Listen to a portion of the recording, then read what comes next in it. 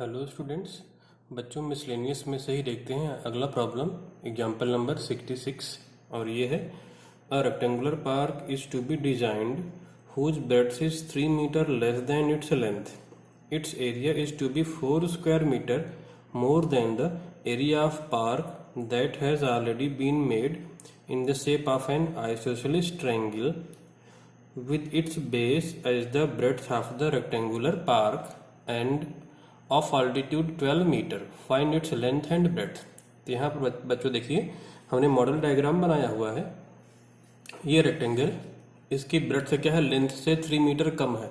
तो ब्रेड्थ हमने देखो x से जूम कर लिया है तो लेंथ हो जाएगी x+3. ये रेक्टेंगल है और इस पर ये आइसोसेलेस ट्रायंगल है. ये रेड वाली साइड्स आपस में इक्वल हैं. ऑल्टीट्यूड इसका 12 है. और क्या गिवन है बच्चों कि जो एरिया है, its area is to be 4 square metre more than the area of park that has already been made in the shape of isosceles triangle. मतलब रेक्टेंगल का एरिया ट्रायंगल से कितना है, 4 ज़्यादा है. तो आप फाइंड करके इक्वेट कर दो. तो यहाँ पर सोल्यूशन में लिखते हैं सोल्यूशन. तो आप एज्यूम करिए सबसे पहले लेट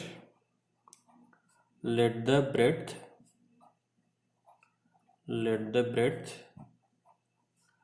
ऑफ रेक्टेंगुलर पार्क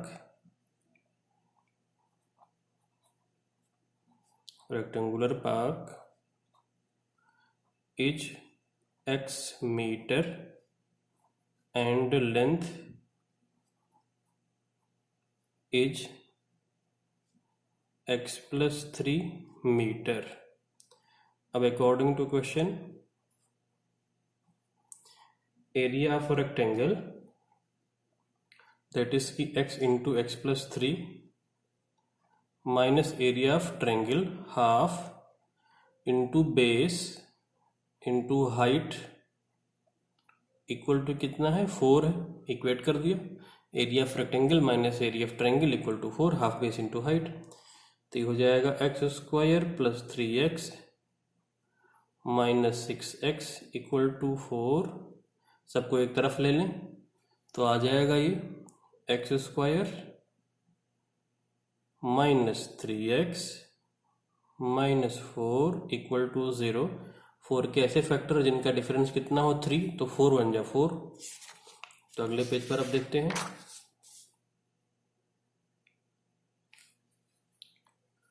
ये हो जाएगा बच्चों x² - 4x + x -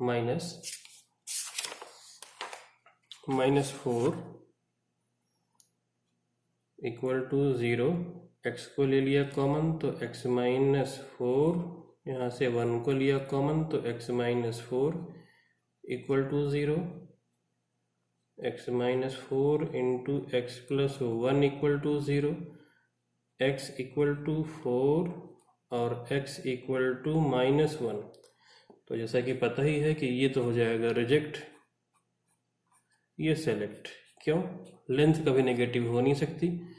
तो रीजन में आप लिख दो length can never be negative,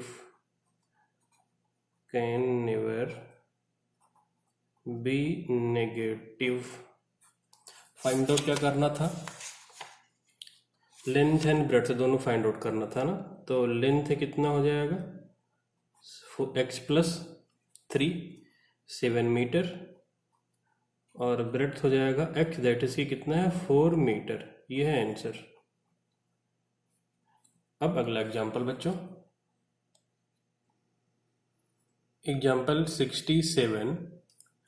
a peacock is sitting on the top of a pillar which is 9 metre high. तो हमने एक ये यहाँ पर पिलर बनाया हुआ है बच्चों जो कि 9 मीटर क्या है, हाई है.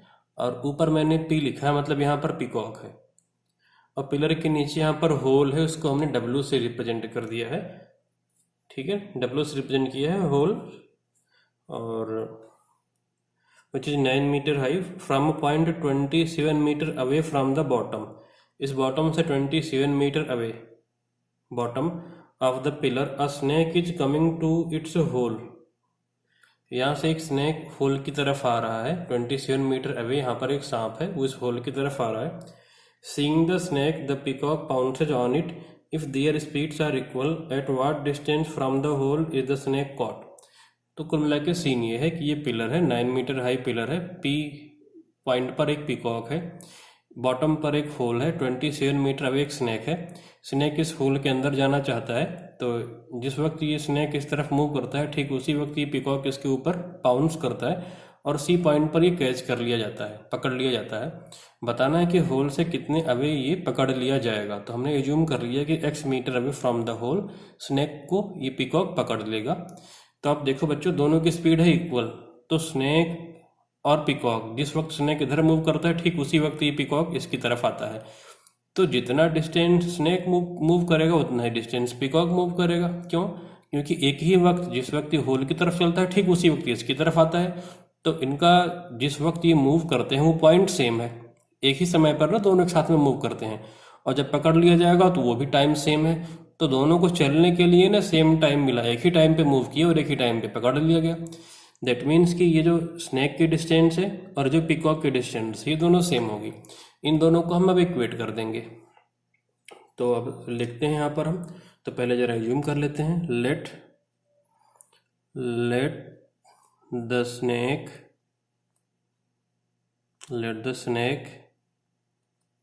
will be caught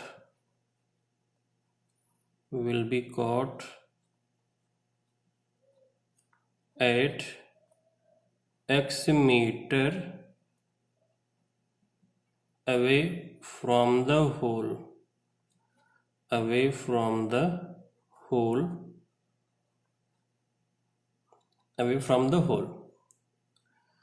तो अब यहाँ पर देखिए, P C square equal to कितना हो जाएगा, 9 स्क्वायर प्लस एक्स स्क्वायर। ये कैसे आ गया? पाइथागोरस से आ गया, by Pythagoras theorem.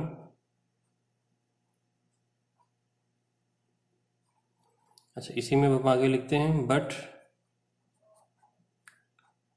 P C equal to C S, reason में क्या लिखेंगे, distance travelled by peacock and snake are equal as their speed are same, क्योंकि दोनों की स्पीड क्या है, सेम है। तो यहाँ पे अब इक्वेट कर देते हैं, तो इम्प्लाइज दैट जब P C C S equal है तो पी सी स्क्वायर हो जाएगा सी एस स्क्वायर, तो सी एस स्क्वायर कितना हो जाएगा, 27 माइनस एक्स का स्क्वायर, ये सी एक्स स्क्वायर हो गया, और पी सी स्क्वायर कितना है, 9 square plus X square. Solve कर लेते हैं 27 का स्क्वायर, तो यहाँ पर a माइनस बी का होल स्क्वायर वाली बच्चों हम क्या यूज़ कर लेंगे, आइडेंटिटी यूज़ कर लेंगे। तो 27 का स्क्वायर हो जाएगा, तो ये 7 to 9 a square plus B square minus 2ab equal to 81 plus X square, दोनों साइड से कैंसिल। अब 81 इधर जा करके माइनस हो जाएगा, तो अभी कितना हो जाएगा, यहाँ पर देखिए ये 81 इस तरफ जा करके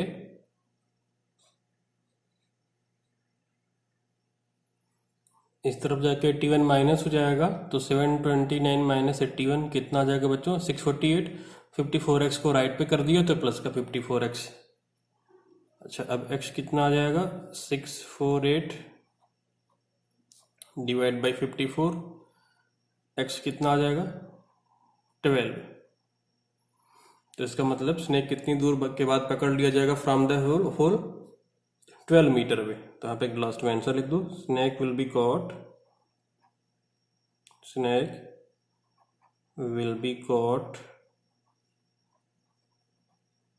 will be caught 12 meter away from the hole,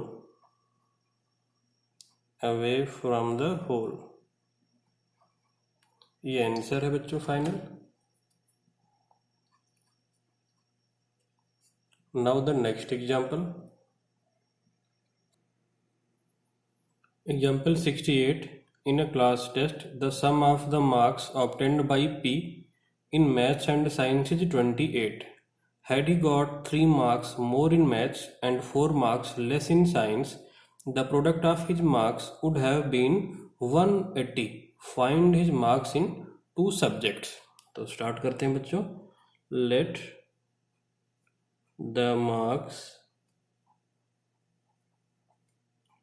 the marks obtained in maths equal to x and marks obtained in science equal to. देखो बच्चों टोटल मार्क्स 28 है. मैथ्स और साइंस का मिला के 28 है. तो अगर मैथ्स में एक्स मिल चुके हैं और मैथ और साइंस दोनों मिला करके 28 हैं, तो साइंस में कितने मिले होंगे? 28 माइनस एक्स मिले होंगे. ऑब्वियस सी बात है ना, दोनों मिला करके है 28. अब according to question, had he got 3 marks more in maths. तो मैथ्स में एक्स मिले थे, तो अब कितने मिल गए? एक्स प्लस 3 मिल गए. इनटू साइंस में क्या बोल रहा है? 4 मार्क्स लेस इन साइंस. तो साइंस में 28 माइनस एक्स था, इसमें 4 कम हो गए. ये साइंस का, ये मैथ्स का. मैथ्स में 3 ज़्यादा, साइंस में 4 कम. The product will be 180. दोनों का प्रोडक्ट कितना हो जाएगा? 180 हो जाएगा. तो 180 कर दिया. अब इसी क्वेश्चन को सॉल्व कर लें, बस हो जाएगा. तो x प्लस 3 इंटू 28 माइनस 4 करेंगे तो 24 minus X equal to 180. Multiply कर देते हैं. 24x minus X square plus 72 minus 3x equal 180. सबको राइट में ट्रांसफर कर लो तो एक्स स्क्वायर राइट में जाएगा, प्लस का x square. 24x minus 3x plus का 21x राइट में जाके माइनस का 21x, और 72 जब राइट में जाएगा तो माइनस हो जाएगा. तो 72 माइनस करेंगे तो बचेगा 108 इक्वल टू 0. 108 के ऐसे फैक्टर जिनका सम 21 हो. तो 12 9 जा 108, दोनों का सम कितना है? 21 है. तो X square minus 9x minus 12x plus 108 equal to 0. X लिया कॉमन, x माइनस 9 माइनस 12 ले लो कॉमन, तो x minus 9 equal to 0. x minus 9 और x माइनस 12 इक्वल टू 0. तो x इक्वल टू हो जाएगा 9 और x हो जाएगा 12. तो केस 1 जब x है 9, तो जब x 9 होगा तो देखिए x 9 है, तो मैथ्स में कितने हो गए? तो मैथ्स में हो जाएंगे मार्क्स कितने हो जाएंगे? 9. और साइंस में 28 माइनस एक्स, 28 माइनस 9 कितना हो जाएगा? 19. केस 2 जब x कितना है? 12. तो मैथ्स में कितने मार्क्स होंगे? मैथ्स में तो x है तो 12 हो जाएगा. और साइंस में कितना हो जाएगा? 28 माइनस 12 16 हो जाएगा. तो 2 आंसर आ गए, 2 पॉसिबिलिटीज हो जाएंगी टोटल. ठीक है बच्चों, तो ये हमारा आ गया फाइनल आंसर. मैथ्स में 9 तो साइंस में 19, मैथ्स में 12 तो साइंस में 16. 2 पॉसिबल आंसर है. Now the next question is, next example भी बच्चों सेम ही है, एनसीईआरटी का है. Example 69. In a class test the sum of Shefali's marks in maths and English is 30. तो सेम तरीके से हो जाएगा ये. Had she got 2 marks more in maths and 3 marks less in English, the product would have been 210. Find her marks in 2 subjects. तो मेरे ख्याल से आप लोग ये कर सकते हो ना, बिल्कुल सेम है, बिल्कुल सेम तरीके से जैसे ये एग्जाम्पल 68 कराया है, बिल्कुल सेम तरीके से हो जाना चाहिए बच्चों ना। ठीक है, तो फिलहाल चलो इसे हम सॉल्व कर लेते हैं। एग्जाम्पल 69 भी कर लेते हैं यहाँ पे। एग्जाम्पल नंबर 69 है, तो सॉल्व करना स्टार्ट करते हैं।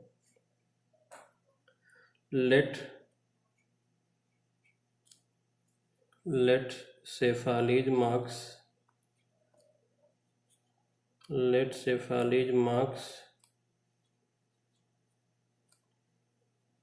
in maths equal to x and in English equal to 30 minus x। अब अकॉर्डिंग टू क्वेश्चन, क्या था question? Had she got 2 marks more in maths, x + 2 हो गया। 3 marks less in English, 30 minus x minus 3, product है 210। Solve कर लो। x + 2, 27 minus x equal to 210, तो 27x minus x square plus 54 minus 2x equal to 210। सबको right में कर लो। x square minus 25x और 54 जाके इस तरफ माइनस हो जाएगा, -156 equal to 0। 156 के ऐसे फैक्टर जिनका, अच्छा ये प्लस है, ठीक है नहीं, क्योंकि इस तरफ जाएगा तो ये माइनस होगा तो प्लस। तो 156 के ऐसे फैक्टर जिनका सम 25 हो, तो क्या हो जाएगा? 12 और 13, ठीक है ना, क्या हो जाएगा? 12 और 13, ठीक है बच्चों। X square minus 12x minus 13x plus 156 equal to 0।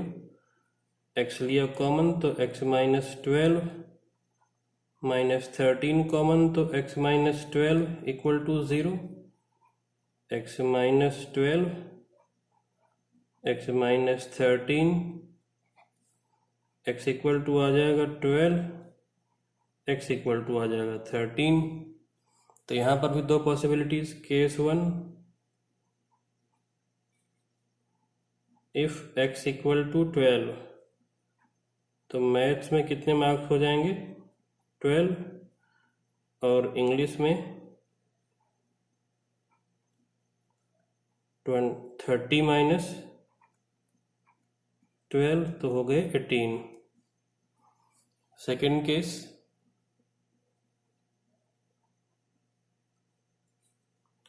x equal to 13, तो मैथ्स में कितने हो गए? मैथ्स में हो गए 13, तो इंग्लिश में कितने हो जाएंगे? 30 माइनस 13, तो 17 हो गए। तो ये 2 पॉसिबिलिटीज हैं यहाँ पर भी आंसर की, तो दोनों को हमने यहाँ पर लिख दिया है बच्चों। Now the next example, example number 70। Solve for x equal to 1/2 minus 1/2 minus 1/2 minus x। इसे बच्चों हम बोलते हैं कॉन्टिन्यूड फ्रैक्शन, इसे हम बोलते हैं कॉन्टिन्यूड फ्रैक्शन, कॉन्टिन्यूड फ्रैक्शन। तो देखिए इसे कैसे सॉल्व करेंगे। तो सबसे पहला स्टेप, सबसे आप नीचे वाले को सॉल्व करोगे, तो x equal to 1/2 minus 1 upon, तो हम केवल इसको सॉल्व करने वाले हैं बेटा अभी, ठीक है ना। तो आप अगर एलसीएम लोगे तो देखो यहाँ पर 2 के नीचे कुछ भी नहीं है तो ये 1 हो जाएगा। तो एलसीएम लेके अगर आप इसको सॉल्व करो केवल इतने को तो ये हो जाएगा 2 इंटू 2 माइनस एक्स माइनस 1 और अपॉन में क्या हो जाएगा 2 माइनस एक्स। हमने क्या किया बच्चों, केवल इतने को एलसीएम लेकर सॉल्व किया है। ये देखो यहाँ पर तो 2 माइनस एक्स यहाँ पर multiply 2 into 2 minus x minus 1 as it is upon में denominator implies that x equal to 1 upon 2 minus, अब ध्यान दो 1 अपॉन के नीचे अपॉन डिवीजन है तो ये फ्रैक्शन पलट जाएगा तो ये 2 माइनस एक्स ऊपर चला जाएगा और यहाँ पे अपॉन में कितना आ जाएगा, ये जो डिनोमिनेटर है कितना है 4 माइनस 2x माइनस 1। देखो 2 इंटू 2 4, 4 माइनस 2x माइनस 1, ये फ्रैक्शन पलट गया, ये 2 एज इट इज है। अब अगेन आप इसे एलसीएम लेकर सॉल्व कर लो तो ये क्या हो जाएगा, ये लिखा हुआ है ना 4 माइनस 1 मतलब 3 माइनस 2x। तो अगले लाइन में लिखते हैं इसे हम, नेक्स्ट लाइन। तो ये बच्चों हो जाएगा implies that x equal to 1 upon 2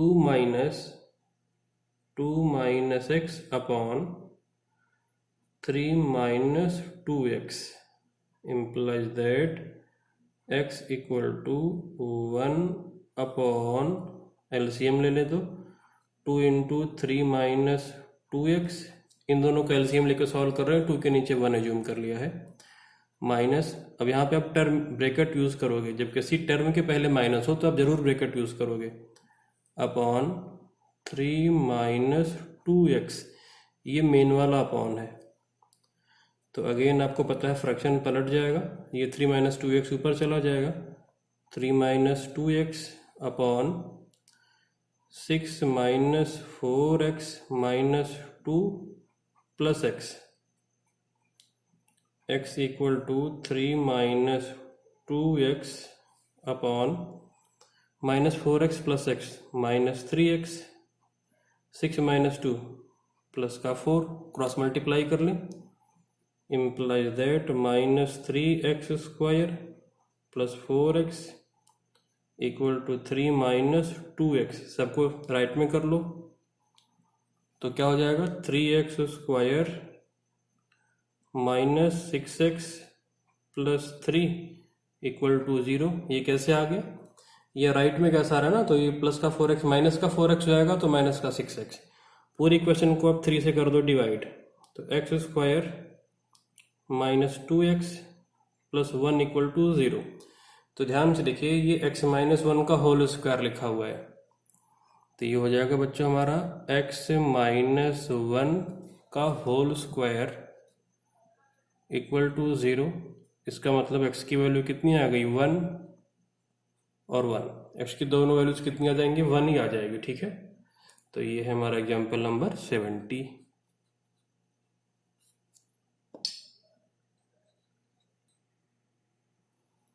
और इस चैप्टर का बच्चों लास्ट एग्जाम्पल है 71। A cottage industry produces a certain number of pottery articles in a day. If it was observed on a particular day that the cost of production of each article in rupees was 3 more than the twice the number of article produced on that day.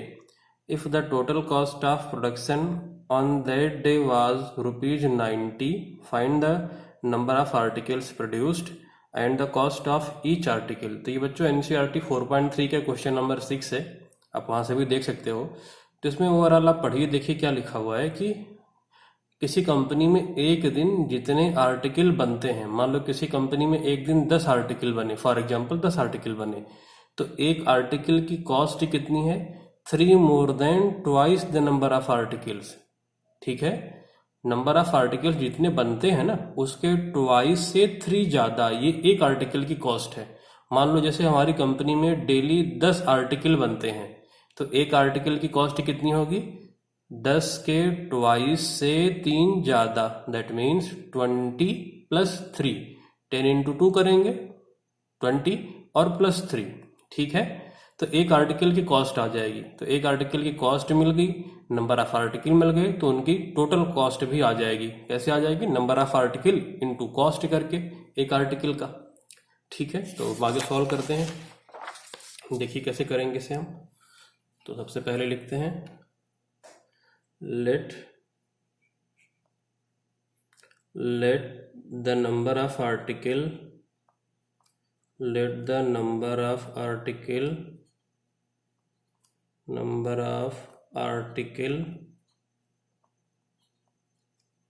articles produced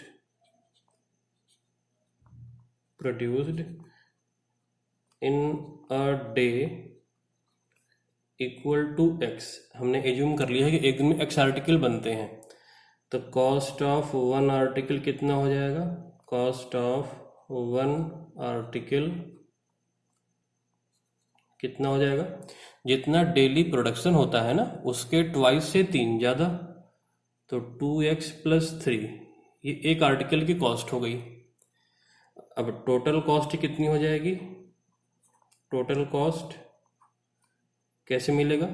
जितने article बनते हैं उसको एक article की cost से multiply कर दें, तो ये हो जाएगा x इंटू 2x प्लस 3, ये टोटल कॉस्ट आ गई। और टोटल कॉस्ट पहले से ही क्वेश्चन में कितनी गिवन है? 90 गिवन है। तो according to question x into 2x plus 3 equal to 90। अब इस इक्वेशन को सॉल्व कर लें, 2x square plus 3x minus 90 equal to 0। अब 90 इंटू 2 180 के ऐसे फैक्टर जिनका कि डिफरेंस कितना आ जाए? 3 आ जाए। सोचिए क्या हो जाएगा? 15 और 12, 180 के ऐसे फैक्टर जिनका डिफरेंस कितना आ जाए? 3 आ जाए। सोचिए 15 और 12, तो 15 12। अब मिडिल टर्म में स्प्लिटिंग कर लेते हैं, 2x square plus 15x minus 12x minus 90 equal to 0। इन दोनों में क्या कॉमन मिल रहा है? 2x स्क्वायर और 12x, इनको साथ में ले लो, और 2x square minus 12x plus 15x minus 90 rearrange कर लिया, 2x को ले लिया कॉमन, तो x माइनस 6, 15 को लिया कॉमन, तो x minus 6 equal to 0। x minus 6 को कॉमन निकाल लो, 2x प्लस 15 इक्वल टू 0। तो क्या कॉस्ट आ जाएगा? x इक्वल टू आ जाएगा बच्चों, x आ जाएगा 6 और दूसरा x आ जाएगा माइनस 15/2। तो जैसा कि आपको ऑलरेडी पता है कि ये सेलेक्ट होगा और ये होगा reject. Cost of article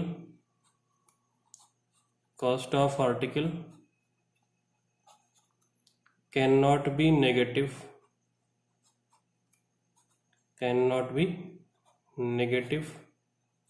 article की कॉस्ट रेट नेगेटिव होगी नहीं, तो इम्प्लाइज दैट ये कॉस्ट। अच्छा, number of article, x cost नहीं था, एक्स क्या था? नंबर ऑफ आर्टिकल था। तो कॉस्ट की बजाय यहाँ पे बच्चों क्या लिख दो? Number of articles. आप यहाँ पे लिख दो number of articles oblique cost of article can never be negative. तो यहाँ से मिल जाएगा number of articles produced in a day equal to 6, और कॉस्ट ऑफ ईच आर्टिकल, ये कितना हो जाएगा? Cost of each article equal to 2 into 6 plus 3 कितना आ जाएगा 15 रुपीज़।